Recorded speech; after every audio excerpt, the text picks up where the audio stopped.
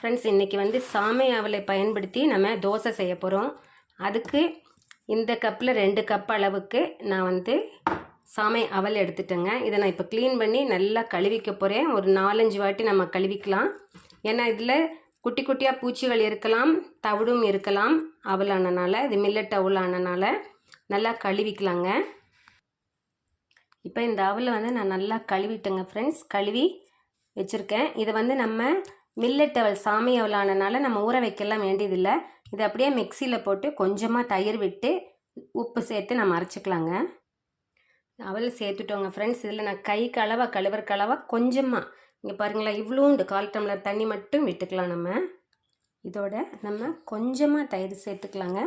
அதுவுமே வந்து ஒரு 1/4 டம்ளர் அளவுக்கு நம்ம சேர்த்துட்டோம்னா போதும். இது கூட உப்பையும் கையோடு சேர்த்து நம்ம அரைச்சிக்கலாம். இதுதான் இன்ஸ்டண்ட்டான தோசைங்க ஃப்ரெண்ட்ஸ். ஊற வைக்க வேண்டியதே கிடையாது. அரைச்சிட்டோங்க ஃப்ரெண்ட்ஸ். இப்போ இதை பாத்திரத்தில் போட்டுக்கலாம். நம்ம தோசை ஊற்றிட்டு தண்ணி தேவைப்படுது அப்படின்னா இதில் கொஞ்சமாக மிக்சியை கழுவி ஊற்றிக்கலாம். அவசரப்பட்டு முதலே நம்ம ஊற்ற வேண்டாங்க. இப்போ இது கூட கொஞ்சம் டேஸ்ட்டை இன்க்ரீஸ் பண்ணுறதுக்காக சீரகம் போட போகிறேன்.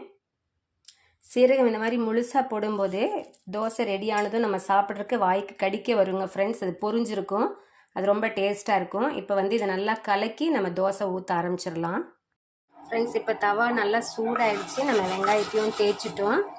இப்போ வந்து நம்ம இந்த மாவு விடலாம். நான் கெட்டியாக தான் பண்ணியிருக்கேன், அதனால் நம்ம ஊத்தப்ப மாதிரி தான் விட முடியுங்க ஃப்ரெண்ட்ஸ். பாருங்களேன், அப்படி இந்த மாதிரி தான் வரும். நம்ம பரப்ப வேண்டியது கிடையாது. எண்ணெய் வேணால் சுற்றியில் விட்டுக்கலாம், இல்லை அப்படின்னா சும்மாவே நம்ம எடுத்துக்கலாம். ஆனால் இது வந்து நான் ஒரு இடத்துல விட்டாலே இது பரவிக்கும்.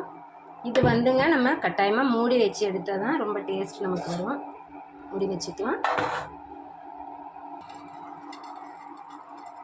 நல்லா வெந்துருச்சுங்க ஃப்ரெண்ட்ஸ். மணம் வருது பாருங்களேன். தோசை ரெடி. இதை நம்ம திருப்பி போட வேண்டிய அவசியம் கிடையாது, அப்படியே எடுத்துக்கலாங்க. நான் எடுத்துகிட்டு காமிக்கிறேன். இந்த சாமை அவல் தோசைக்கு தொட்டுக்க நம்ம கோயம்புத்தூர் சைடெல்லாம் செய்வோம் இல்லைங்களா, கத்திரிக்காய் பஜ்ஜின்னு சொல்லுவாங்க. கத்திரிக்காய், உருளைக்கிழங்கு, தக்காளி போட்டு கடைஞ்சதுங்க. இது வந்து எங்களுக்கு, எங்கள் ஃபேமிலியில் எல்லாருக்கும் ரொம்ப பிடிக்கும். இது கொஞ்சம் கெட்டியாக தான் செய்திருக்கேன் நான். கொஞ்சம் தண்ணி ஊற்றியும் கலக்கிக்கலாம். ஆனால் இந்த கெட்டியாக இருக்கிறது தான் எனக்கு பிடிக்கும், அதனால் இப்படி வச்சுட்டேன். நீங்களும் இதை செஞ்சு பாருங்கள் ஃப்ரெண்ட்ஸ். ஆனால் இதனுடைய ரெசிபி வந்து நான் எடுக்க மறந்துட்டேன், இன்னொரு நாள் போடுறேன்.